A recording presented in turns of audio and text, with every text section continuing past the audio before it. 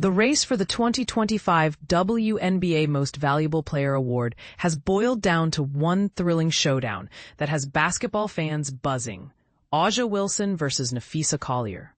But here's where it gets controversial. While these two dominate the headlines, the final MVP decision involves more layers than most realize. On Friday, the WNBA announced the 5 finalists for its coveted MVP prize. Heading this elite group are Minnesota Lynx forward Napheesa Collier and Las Vegas Aces center A'ja Wilson, accompanied by Phoenix Mercury forward Alyssa Thomas, Atlanta Dream guard Allisha Gray, and Indiana Fever guard Kelsey Mitchell. Although all 5 have had exceptional seasons, the award is widely viewed as a duel between Collier and Wilson. Let's start with Napheesa Collier's remarkable campaign. This 28-year-old forward dazzled with an average of 22.9 points per game, showcasing incredible efficiency by shooting 53.1% from the field, including a strong 40.3% from three-point range. Beyond scoring, Collier contributed 7.3 rebounds, 1.6 steals, and 1.5 blocks per game, emphasizing her all-around impact. One huge edge for Collier is that she leads the best team in the league. The Lynx posted a stellar 34-10 record, topping the charts in both offensive rating 109.5 and defensive rating 97.5, meaning they excelled on both ends of the floor. Historically, MVP awards tend to favor players from top teams, even though the title is meant to honor individual achievement. This connection often sparks debate. Is team success a fair tiebreaker? And this is the part most people miss. Despite Collier's early dominance in MVP voting, her chances dimmed in the season's second half, mainly due to injuries. Missing 11 games, about a quarter of the season, has put her candidacy under scrutiny, especially since the WNBA differs from the NBA by not having strict minimum game thresholds for MVP eligibility. Some argue she might have been ruled out in another league system. On the flip side, A'ja Wilson's season surged dramatically down the stretch. The Las Vegas Aces closed the regular season on a sensational 16-game winning streak, and Wilson's numbers soared during that period.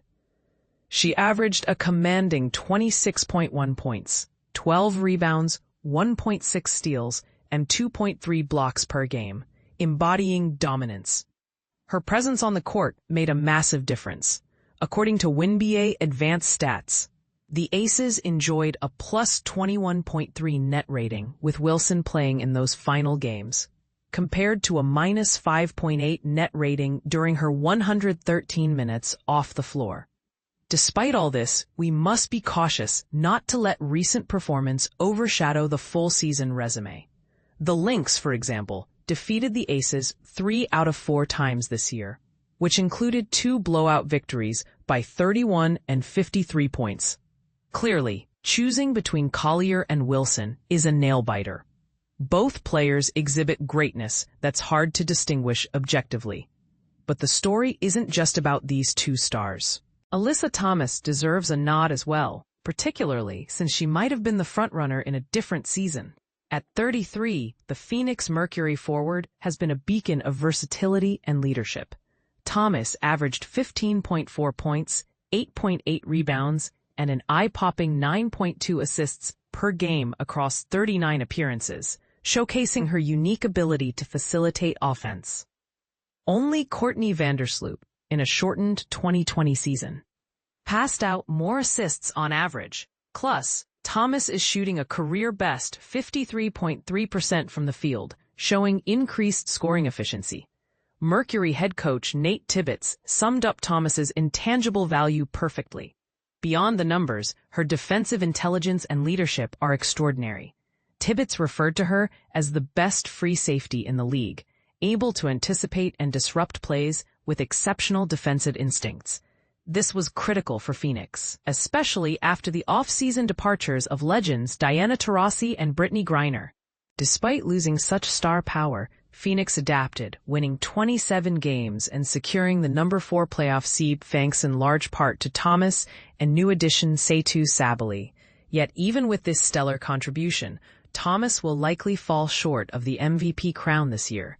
Meanwhile, Atlanta's Allisha Gray and Indiana's Kelsey Mitchell have also etched spectacular campaigns that merit recognition.